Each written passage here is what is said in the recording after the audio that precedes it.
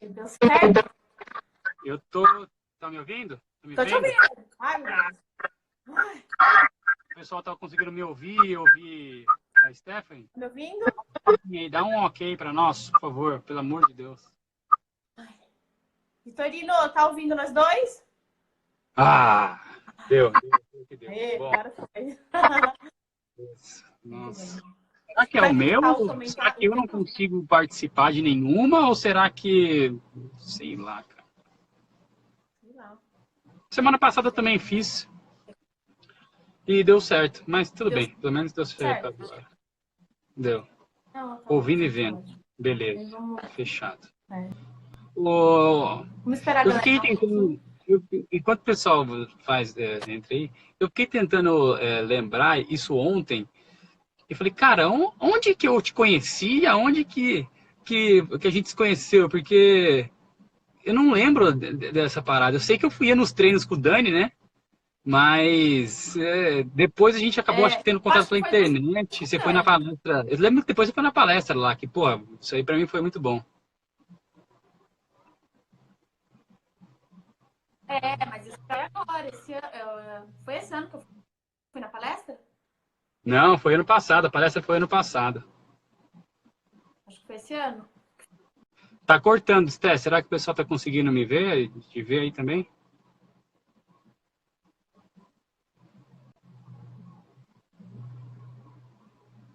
Agora cortou o áudio.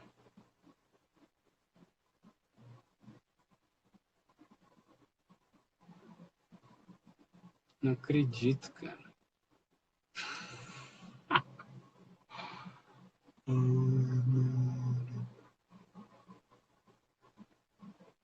Porra.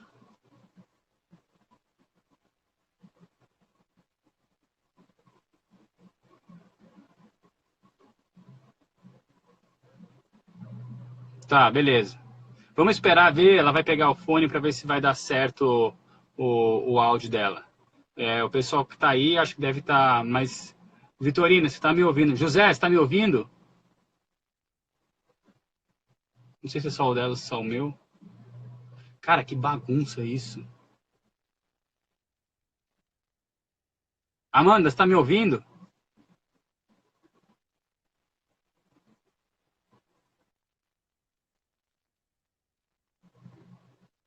O pessoal tá conseguindo me ouvir? Ah, beleza. Deu, deu? Putz, Steph, o seu não tá funcionando. Cara, vai ter que ser tipo, eu vou na sua casa, a gente se encontra no consultório, na clínica, lá na minha casa, a gente faz tipo um programa do Jô Soares. Você me entrevista, eu te entrevisto, a gente vai se entrevistando. Ai, caraca, velho. Vou pedir de novo aí. Vamos ver se ela vai pedir de novo aqui, ela entra, vamos ver se dá certo. Aguenta aí, pessoal, a gente tá testando o áudio aqui que não deu muito certo. Então, agora você me ouve, só que na sua transmissão eu não te ouço. E ninguém te ouve. Vamos ver.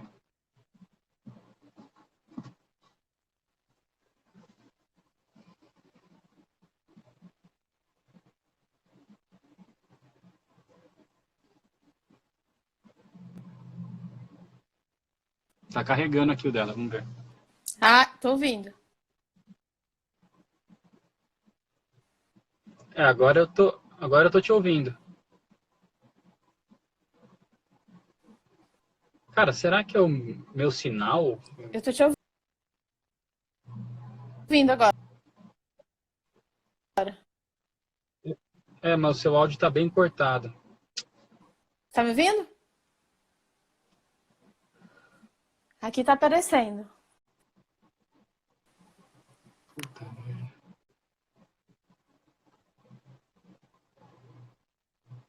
Será que é a minha, cara?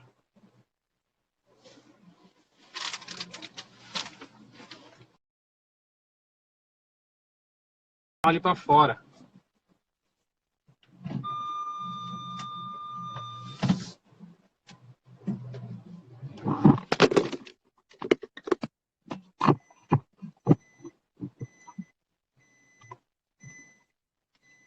Peraí que eu tô colocando o carro aqui fora. Vamos ver se aqui a internet melhora, velho.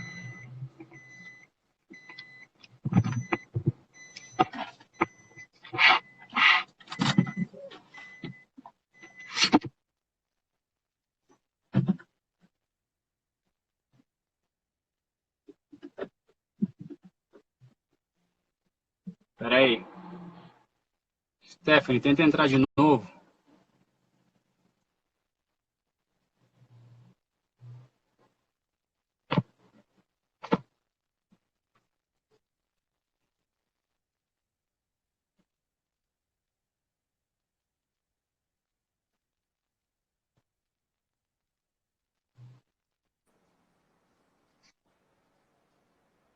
Tá me ouvindo? Agora eu tô. Ai, Cê- e tá vendo? Agora eu tô. Ai, Sério? Nossa. Acho que ainda era. tá um suador Não, aqui enquanto de você tava manhã. aí, eu saí da garagem e coloquei o carro aqui fora. Eu falei, cara, só pode ser meu sinal, então. Não é possível.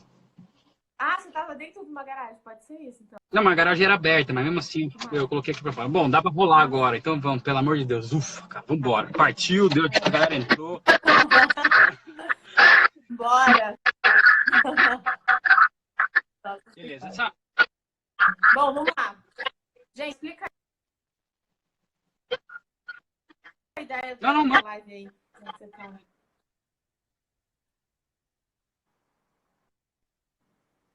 Travou. Não acredito nisso, mano. Ah, não! Tá ouvindo ou não? Agora Ai, que bosta. tá com delay, mas tá indo. Ah, então tá. Bom, assim, a gente chegou na conclusão de que, pra gente entender, eu acho que a saúde em si, ela é multiaxial. O pessoal tá conseguindo me ouvir aí?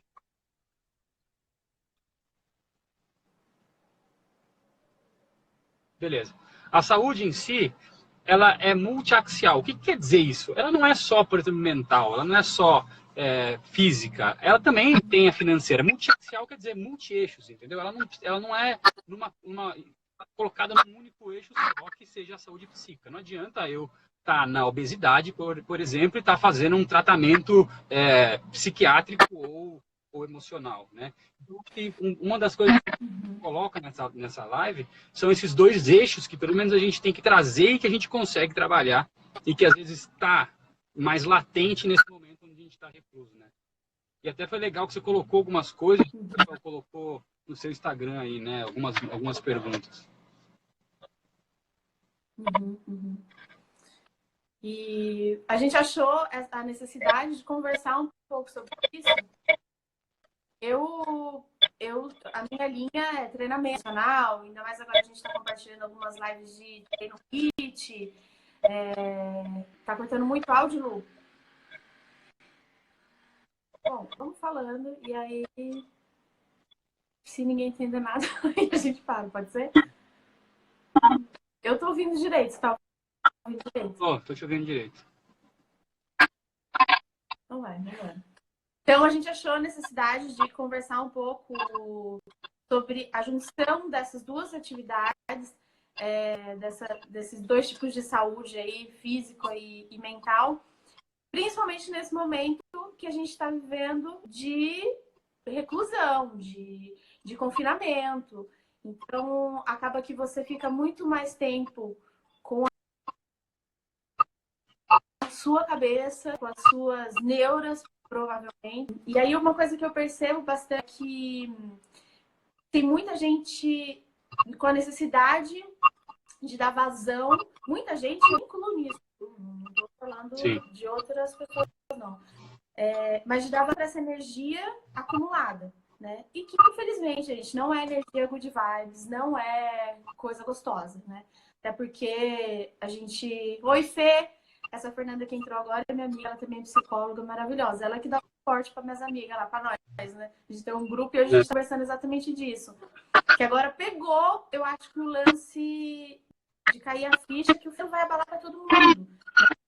Né?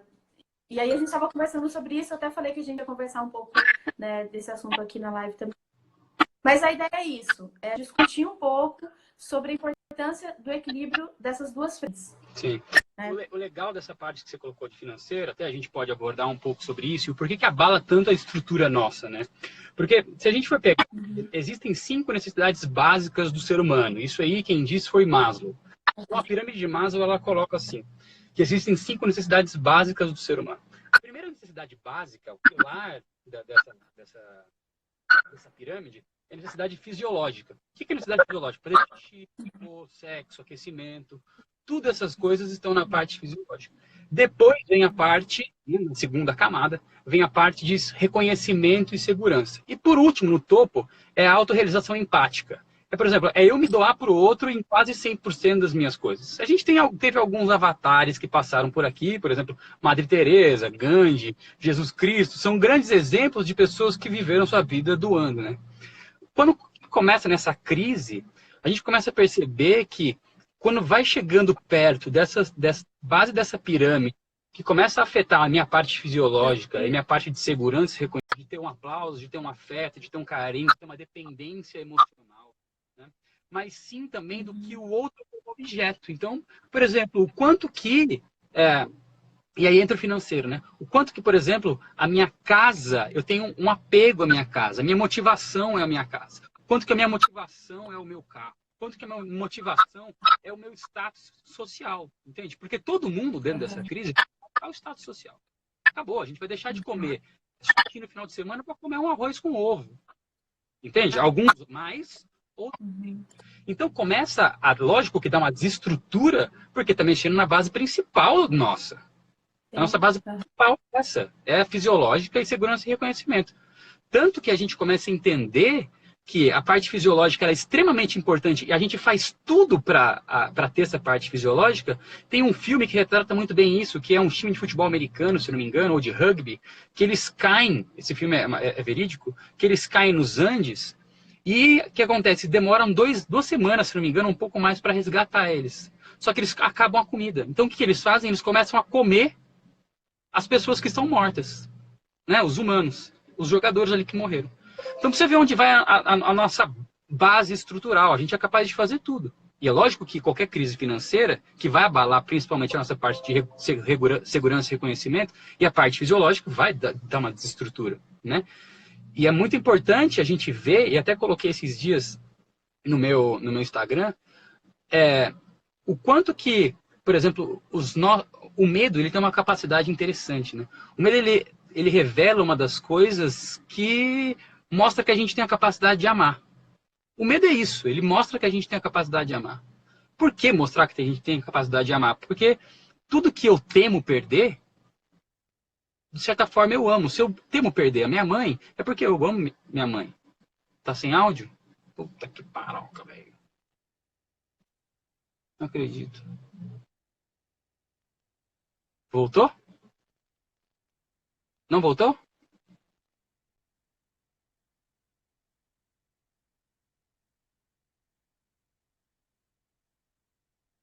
O pessoal tá me ouvindo? Não?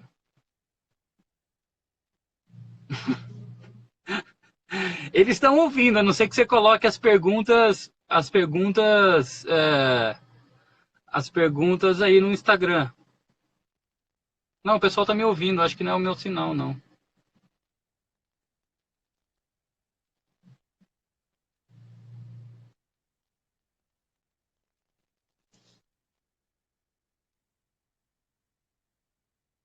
Tá me ouvindo, Stephanie?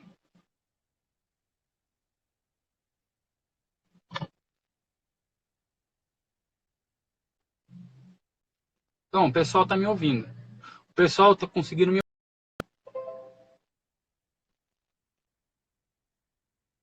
Ai, não acredito, cara. Enquanto ela vai conectando aqui, eu vou terminando o raciocínio aqui. Então, uma das funções do medo, ela revela a nossa capacidade de amar. Então, se eu amo a minha mãe, é lógico que eu tenho medo de perder minha mãe, eu tenho o amor pela minha mãe, pelos meus parentais. A questão é o quanto que esse meu... Tá. Beleza. A questão é o quanto que esse meu amor me revela amores equivocados que a gente tem. Entende? Então, se eu hoje estou com medo de perder meu trabalho por conta do dinheiro, logo, o que a gente supõe? Que eu amo dinheiro. Entende? Que o meu eixo biográfico, o meu centro emocional, a minha constituição biográfica está constituída em cima do dinheiro. Pô, Thiago, você quer falar que eu não tenho que ter dinheiro? Não, todo mundo tem que ter essa parte financeira. Agora, é o quanto que isso, dentro de uma motivação, né, tá fazendo com que eu dependa disso para viver, né, de status social, porque todo mundo nessa fase vai acabar perdendo um pouco o status social. Esté, você está me ouvindo aí, você manda as perguntas que eu vou respondendo aqui, tá bom? Vai acabar um pouco do status social, entende? Então, nessa pirâmide de Maslow, a nossa motivação de 100%, a gente tem que deixar um pouco essa capacidade de porcentagem maior, não ficar muito travada no fisiológico nem no segurança e reconhecimento, porque aí fudeu, acabou. Se eu colocar isso, porque o fisiológico e a segurança e reconhecimento, ela vem do externo, correto? Ela vem do externo. Se eu deixar com que isso caia, com que isso seja a maior porcentagem da minha motivação, acabou. Eu vou estar sempre frustrado, porque isso não é o centro da minha biografia, isso não é o centro da minha verdade, do meu eu, né?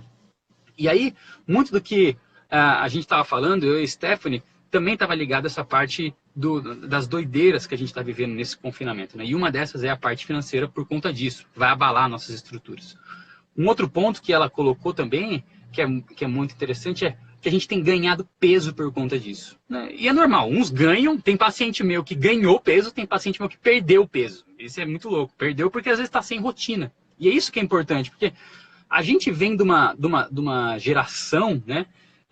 Mesmo as pessoas que são, sei lá, da década de 80, é uma geração de onde se quer trabalhar, e hoje ainda mais, se quer trabalhar, por exemplo, de forma livre. Eu quero ser livre para poder trabalhar, né? Eu quero ter o meu horário para poder trabalhar.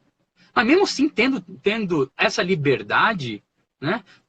Mesmo tendo essa liberdade, é necessário uma disciplina, e disciplina requer rotina. Uma pessoa que viaja semanalmente, ela precisa de uma rotina, porque senão ela não vai conseguir curtir tudo, entendeu? Porque senão no dia seguinte ela vai ficar cansada. Então, nessa época de confinamento, é legal e é importante estabelecer uma rotina. Se você costumava dormir 10 horas, meu irmão, coloca um despertador 9h30, para hora que despertar, você fala assim, agora eu vou ler meu livro, vou fazer minha oração, se tiver que fazer minha oração, eu vou colocar meus filhos na cama, eu vou fazer isso, eu vou fazer aquilo, né? Porque isso vai te dando, pelo menos, um certo conforto. Nós precisamos ser direcionados. Todas as pessoas precisam ser direcionadas, de alguma forma. De alguma rotina a gente precisa se encaixar, né? E, abordando um outro assunto, então coloca essa rotina aí para você. Então, abordando um outro assunto, que é o que ela falou da parte de emagrecer, né? Ela falou, Thiago, por que as pessoas assim não conseguem emagrecer? Por que tipo, tem gente que se esforça e não consegue emagrecer? Eu falei, tem uma palavra que se a gente mudar ela, já tem um grande significado, né? Já tem um grande significado. Que ao invés de eu perder peso, eu vou queimar gordura, né? Eu vou queimar gordura. Olha só, porque perder parece uma coisa que eu estou deixando de lado, né? E queimar gordura é alguma coisa que eu estou retirando, colocando de lado para minha vida. Agora, tem que ter uma meta real. Muitas das coisas que a gente vive é um processo totalmente idealizado. E a idealização ela é infantil, certo? A idealização é infantil, cara. A gente idealiza e a gente quer que o outro seja como a gente gostaria que ele fosse. Então, ela vai ser infantil mesmo, porque eu não consegui enxergar o outro. E mesmo nas metas que a gente coloca, elas são infantis. Então, se eu tô lá no meu sobrepeso e eu quero perder peso, eu não vou colocar uma meta de 40 quilos para perder em 3 meses. É lógico que eu vou me frustrar e eu não vou conseguir fazer. Entendeu? Então, é um processo até de presunção. É um processo presunçoso eu querer, porque ninguém ganha 40 quilos em 3 meses, certo? Todo mundo ganha 40 quilos em 2 anos. Só que aí você quer colocar uma meta para você de perder 40 quilos em 3 meses? Meu irmão, isso não dá. É um processo alucinatório. É uma coisa que eu hoje, dentro do meu processo, falo assim, cara, eu tô pensando nas próximas Olimpíadas, aí acho que eu vou dar uma competida. O que vocês acham? Entende? É um negócio que, cara, não paira, não concebe nem na mente real. Não consegue nem na mente. Tenta entrar então aí, Sté. Não concebe nem na mente real. Então, uma das coisas também é colocar metas reais, né? E aí a Fernanda colocou uma coisa aqui, né? O medo e a ansiedade, né? A gente tem que mudar um pouco o conceito sobre o que é ansiedade. Né? A gente usa essa palavra errada. Na verdade, todo mundo tem que ser ansioso, porque a ansiedade ela é positiva. Vamos lá. A ansiedade ela é positiva. Pô, como sentir a ansiedade positiva? Ansiedade positiva é o seguinte, tem ansiedade de futuro e ansiedade de passado. Olha só que interessante, e eu vou explicar também que tem angústia de futuro e angústia de passado. Ansiedade de futuro é o quê? Ansiedade de futuro, vamos dizer que eu cheguei e eu fiz uma viagem, sei lá, para Nova York ano passado. Eu fui conhecer a neve, eu fui conhecer a Disney, fui conhecer Maldivas, sei lá, alguma coisa. Ano passado. Cara, e a hora que eu lembro dessa viagem, me gera um sentimento positivo. Certo? Me gera um sentimento positivo, o que a gente chama de saudade. Isso é uma ansiedade de passado. É um sentimento bom. Por quê? Quando você fazer uma viagem daqui 2, 3 meses, por exemplo, você está ansioso por essa viagem de forma positiva. Entende? Você quer que essa viagem chegue logo, porque você teve uma experiência legal. Porque você vai conviver com a sua família, ou com o teu namorado, com o teu cônjuge, seja lá o que for.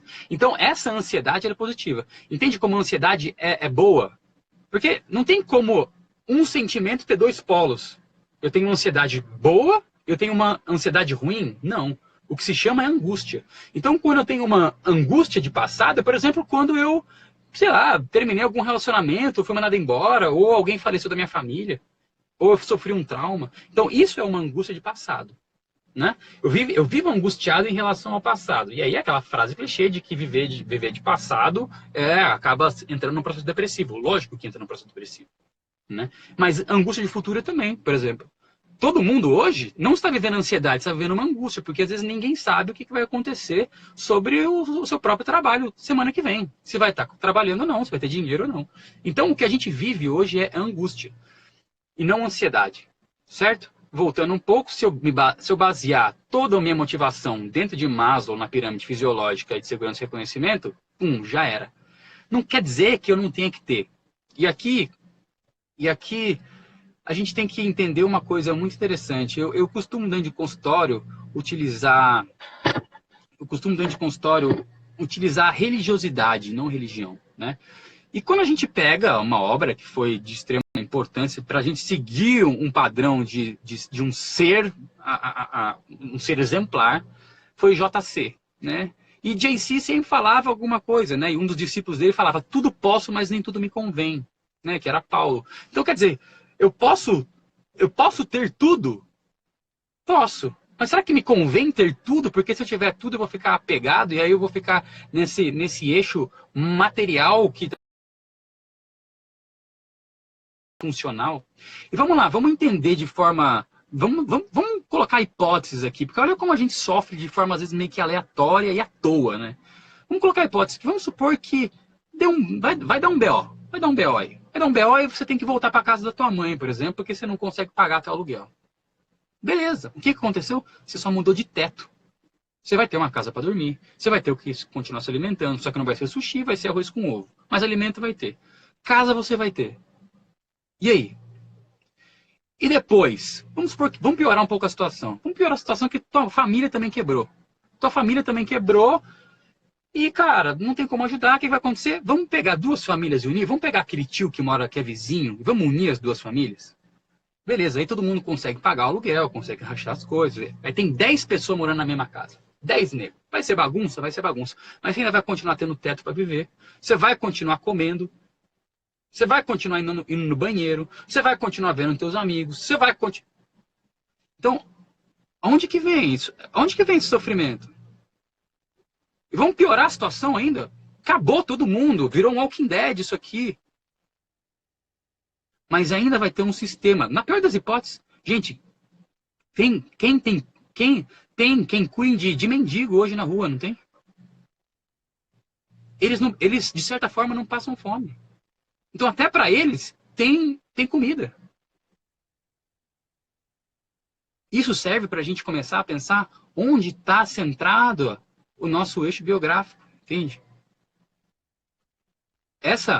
Dentro dessa pandemia, vão haver dois tipos de pessoa que vão sair dessa pandemia. Pessoas onde vão sair mais equilibradas e mais confiantes sobre si, porque dentro do seu eixo biográfico, da sua história, está centrada em si. Vão sofrer sim, vão passar por apertos sim, vão passar por dores sim, mas vão estar, de certa forma, em paz, porque a sua sustentação é a si próprio. E vão ter pessoas depressivas, onde colocando o desespero e a felicidade e qualquer outro tipo de coisa no externo, nesse caos, e vão ser pessoas depressivas. Então, isso serve para a gente ter boas referências. É um momento legal, lógico que todo mundo lógico que todo mundo está passando por isso. É um momento interessantíssimo isso, né? Eu não sei se a Stephanie ouvindo, eu queria colocar alguma coisa. Em relação aos exercícios diários, por exemplo, também, né? Vamos mudar um pouco de assunto aqui. A exercício diário, porra, se força um negócio, né? É uma oportunidade de fé mesmo. Se força um negócio, né? Ninguém acorda, por exemplo, 100% animado todo dia para fazer alguma coisa. Ninguém acorda cara, hoje eu vou pagar uns 100 burpees, hein? Tá rolando uns 100 burpees hoje, vambora. Não, ninguém faz isso. Porra, não dá para fazer isso. Entende? Então, tem que se forçar, tem que colocar, tem que se mover perante a vida, entende?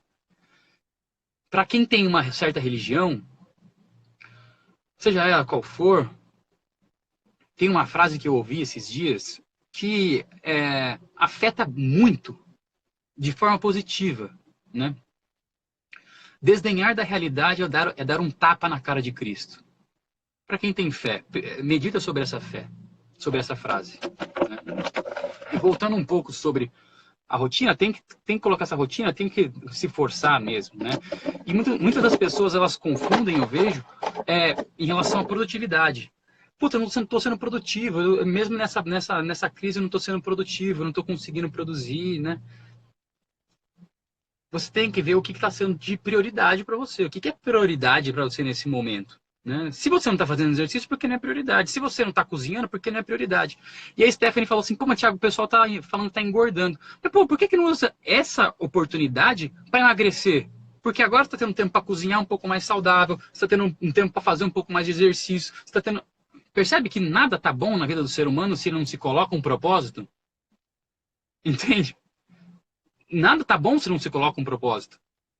Agora é a hora de comer bem. Não é hora de comer mal. Agora é hora de fazer exercício, não é hora de não fazer exercício. Você tem tempo, você está livre, cara. E isso, por exemplo, a ansiedade, a angústia, né? A angústia que a gente já colocou aqui, a angústia, ela acaba descambando mesmo para o que a gente chama dentro da psicanálise de moção pulsional. O que é isso? Eu tenho uma pulsão de agir, mas agir de forma de que eu não sei como eu vou terminar aquilo, certo? Não sei como eu vou terminar aquilo. Então, o que eu faço, ao invés de eu resolver, eu desconto em outra coisa, que é o descontar na comida. É o descontar na comida. Muitas das pessoas descontam na comida. Por quê? Porque tem uma agitação interna, não sabe o que fazer com isso, fala, beleza, vou comer. E perceba uma coisa, sempre, o que a gente vê na psicanálise, sempre a fase oral, que é do 0 aos 2 anos. Por que fase oral? Porque é a fase da mamada da criança, certo? Você pega todos os brinquedos hoje de 0 a 2 anos, são brinquedos grandes, fofinhos, e que a criança consegue colocar na boca, ela não vai engolir. Então, o prazer da criança nessa fase, ela está ligado à fase oral. Ligado à fase... A libido está ligada à fase oral. É no mamar da mãe. E é nessa fase que se constitui todo o processo de segurança. Certo? Porque o cérebro, olha só que interessante, o cérebro da criança é como se fosse a pele da criança. Então, quando ela tem um toque, quando ela tem o abraçar, quando ela tem o cuidado do parental, do pai, da mãe, e parental é aquele que cuida, não precisa ser pai e mãe, tá? Quando ela tem o toque daquele parental, ela começa a se sentir segura. Entende? E quando tem uma má formação nessa fase, o que acontece na fase adulta? Ele vai colocando, ele vai atualizando essa má formação na fase adulta. Então, por exemplo, coisas de fase oral, fumar, fumar, beber, comer, tudo isso, se você for ver, quem come compulsivamente é uma forma de acalmar, de acalentar, sabe, de trazer conforto. Você come muito, depois você não fica... Aí você abre até o zíper, que você comeu demais, você fica bem ali. Então, é uma forma de compensação. O nosso cérebro funciona assim, a nossa psique funciona assim. Eu tenho que compensar. Então, já que eu estou descompensado na minha fase oral, ao invés de eu resolver comigo mesmo meus BO, o que eu faço? Eu vou comer. Eu vou comer. Assim, não quero resolver minha falta de segurança, não, minha afetividade, não. Eu vou comer mesmo, vou me entupir aqui, que aí vai. Aí eu vou resolver. Aí o céu é o limite, né? Então, presta atenção em quem... E nessas fases, assim, né? Será que a fome que eu tô é uma fome orgânica ou será que é uma fome emocional? Já começa por essa distinção, né? Já começa por essa distinção da gente entender se é uma fome orgânica ou se é uma fome... Peraí, que desligo aqui. Ou se é uma fome emocional. Você vai saber distinguir. Tá ligado, é isso mesmo. Tá ligado a essa... O fumar também. Quando você fuma, você não relaxa? Né? Porra. E olha só que interessante, você falou em fumar, eu lembrei de um paciente meu, do seguinte, a gente estava fazendo, eu trabalho também com hipnose dentro do consultório, eu estava fazendo hipnose com ele, justamente para essa parte de uma insegurança que ele tinha. E ele fuma até hoje, né? Trocou para o cigarro eletrônico. Fuma bem menos, mas fuma. Então ele lembrou no colo da mãe dele, né? A gente chegou no momento da hipnose que ele lembrou do colo da mãe dele e o cheiro do cigarro no cabelo da mãe. Porque a nossa mente ela é associativa. Presta atenção, ela é associativa. E ela fica fixa, às vezes, numa que a gente chama de regressão. Eu fico regredido numa fase. Então, mesmo adulto, eu fico regredido numa fase onde eu não tive uma formação boa. A partir do momento onde a gente chegou nesse ponto, desbloqueou aquilo, a ansiedade, a angústia dele deu uma cessada, cortou um pouco. Ele começou a fumar menos. Antes ele fumava quase um maço por dia. Hoje ele fuma um cigarro eletrônico e ele fala, Thiago, eu dou uma estragada e pronto. Então, olha só como o processo do fumar é devagar, e aí tem uma pessoa que fala assim, não, quero perder 40 quilos em 3 meses. Cara, puta, eu vou colocar um subterfúgio aí, uma dieta, tomar uns produtinhos aí, vai que vai. Meu, tem um efeito reganho. Todo mundo sabe disso, que tem um efeito reganho. Né? Então, tem que andar junto sim, um físico sim, tem que se fazer um trabalho sim, junto com a Stephanie, Cara, tem que usar isso. Mas também tem que ter um outro eixo. Né? Tem que ter um outro eixo emocional. Porque senão não vai dar. Né? E viu como a angústia está ligada à fase oral, que está ligada à segurança e reconhecimento, que está ligada à pirâmide de Maslow. Uma coisa puxa a outra. É muito doido isso. Né? E a gente tem que ficar esperto em alguns modelos. São muito interessantes mesmo. A gente tem que ficar esperto em alguns modelos que a sociedade nos coloca. Porque tem algumas culpas que elas são estruturais, cara, são péssimas logo de cara. Entende? Elas são falhas logo na base das suas criações. Que é o que a gente chama é o segundo tipo de culpa. Por exemplo, é quando uma pessoa ela se encaixa, ela usa uma determinada biografia, uma determinada posição e fusiona a sua personalidade nessa função. Vamos pegar um negócio aqui, uma coisa que tá... Vamos pegar a gente está falando de fitness aqui. Vamos pegar da galera fitness, beleza? Galera fitness. Quando essas pessoas pegam a personalidade dela, vamos lá, pega a personalidade dela, pega a função fitness e elas fusionam. Ou seja, se você falar mal de fitness, está falando mal dela. Beleza? Quando que essas pessoas de fato são felizes? Quando que essas pessoas de fato são felizes? Essas pessoas de fato são felizes quando elas estão na academia ou quando elas estão comendo alguma coisa. Fitness. Certo? De resto, a vida delas perdeu o sentido, porque não tem como você dar uma cagada ao modo fitness. Não tem como você ir ao supermercado ao modo fitness. Não tem como você ir ao velório ao modo fitness. Não tem como você ir ao supermercado. Não tem como você ir a um casamento ao modo fitness. Entende? Não tem. Porque você está fusionado com isso. A mesma coisa acontece com vegano, por exemplo. Vegano é a mesma coisa.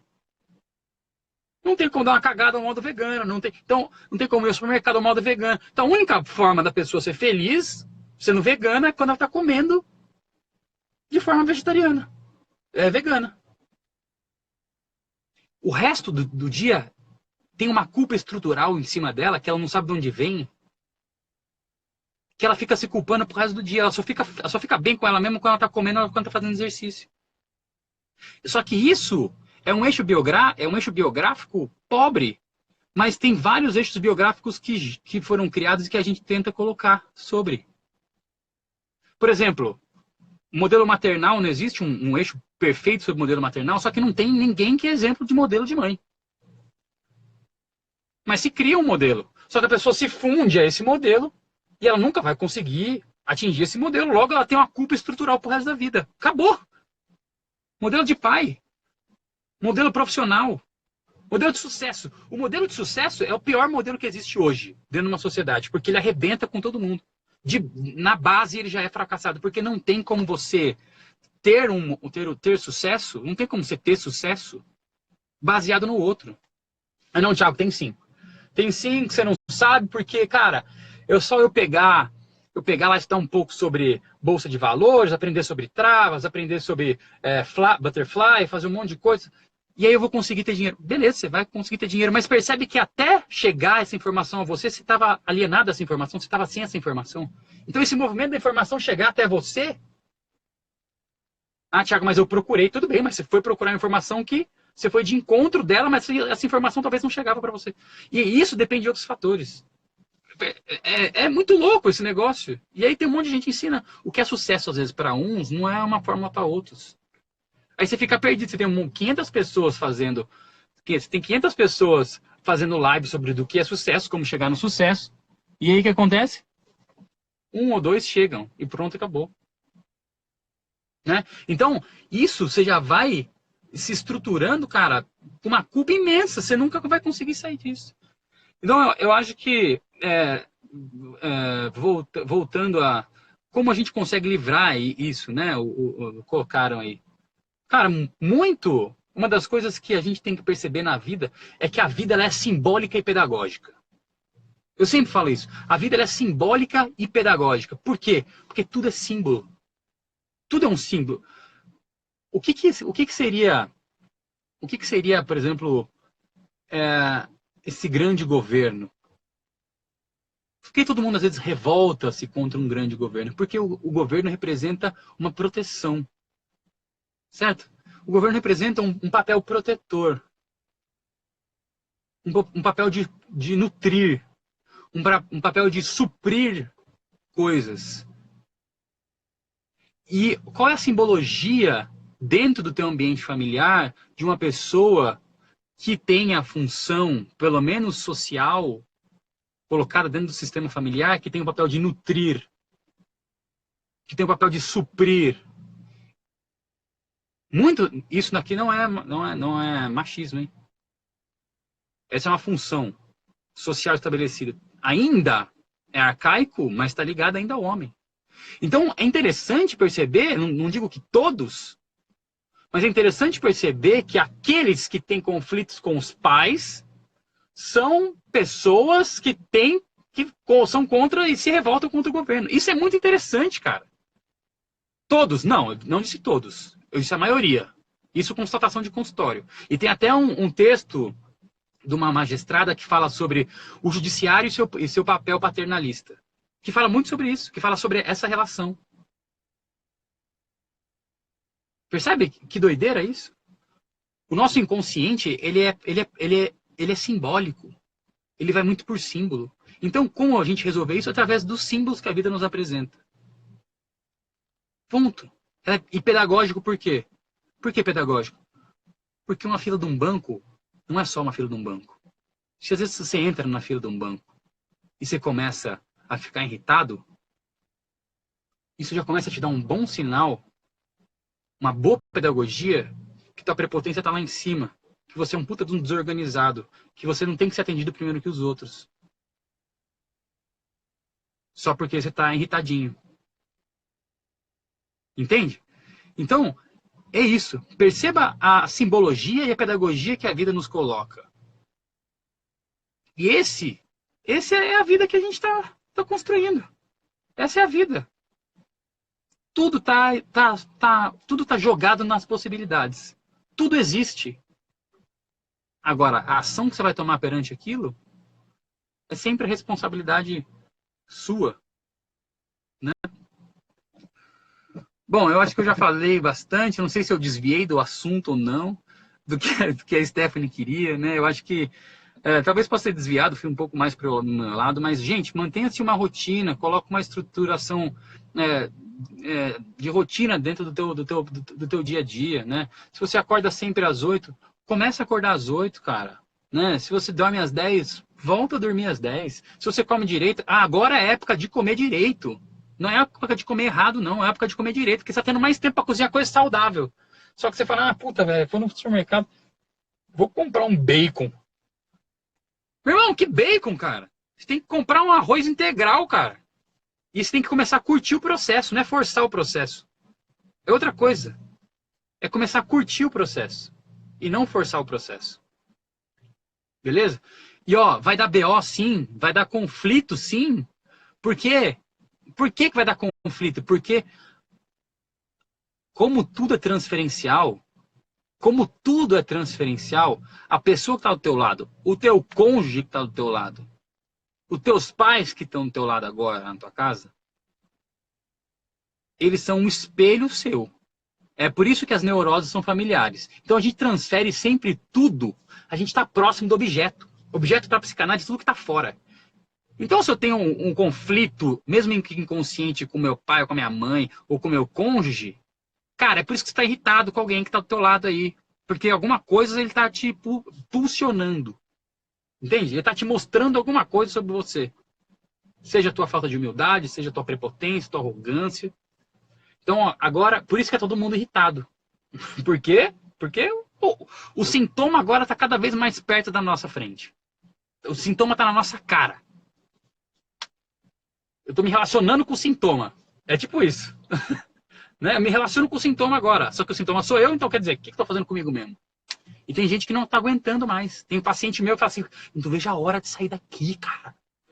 Eu falei, aí, no decorrer das coisas, né, da sessão, ele percebe, são só espelhos meus mesmo. São só sintomas que estão na minha frente. E o que eu vou fazer com isso? Vamos embora, vamos trabalhar, que essa é a vida. Eu costumo brincar assim, isso eu falo, lógico, que é dentro dessa minha, do modo como eu falo, do modo com que eu ajo, eu também tenho as minhas falhas, eu também caio algumas, às vezes, né? E às vezes, muitas vezes eu caio. Mas é esse o foco, é estufar o peito e ir para a vida, porque se não tiver se não tem outra forma. Ninguém vai fazer por você. Ninguém vai emagrecer por você. Ninguém vai na terapia por você. Ninguém vai ter um bom casamento por você. Ninguém vai ter uma boa estrutura familiar por você. É sempre você com você mesmo. No final das contas, cara, é nós com nós mesmos e a gente veio aqui para aprender a amar o outro. Ninguém veio aqui e fala assim, vamos torcer pro Corinthians hoje, hein? Ok, eu vou torcer lá pro São Paulo. E isso aqui... Não. A gente que se coloca carimbos. Sempre deve ter alguém lá, fala assim, a pessoa ali com o carimbinho de dinheiro. Uma pessoa ali com o carimbinho de... Né? É difícil de lidar, porque a gente tem que ir constituindo, Zé. A gente tem que ir constituindo. Aristóteles já dizia que as virtudes, elas são conquistadas na prática. Virtude não é conquistada numa pílula ou num ler um livro. A virtude é conquistada na prática. A humildade é na prática. A afetividade é na prática. A bondade é na prática. Né? Então, é isso. Espero que tenha agregado bastante, que tenha sido legal. E outro dia, Esté, vamos, cara, combinar, nem que eu vá na sua casa, ou você vai em casa, a gente vai na clínica, em algum lugar, e a gente faz uma coisa dessa. Beleza? E obrigado aí pela... estufa o peito e vai, isso aí. Não tem outro jeito. Bora pra frente. Né? Então tá bom. Valeu, pessoal. Obrigado pelo tempo aí, por ter... compartilhado o tempo de vocês comigo, com a Stephanie, e vamos que vamos. Firmes e fortes. Bora. Beijo, valeu. Vamos conversar, Estela. Vamos sim. Abraço, valeu, Dudu. Obrigado a vocês, Esther. Beijo, valeu, Zé. Valeu, gente. Tchau, eu que agradeço. Valeu.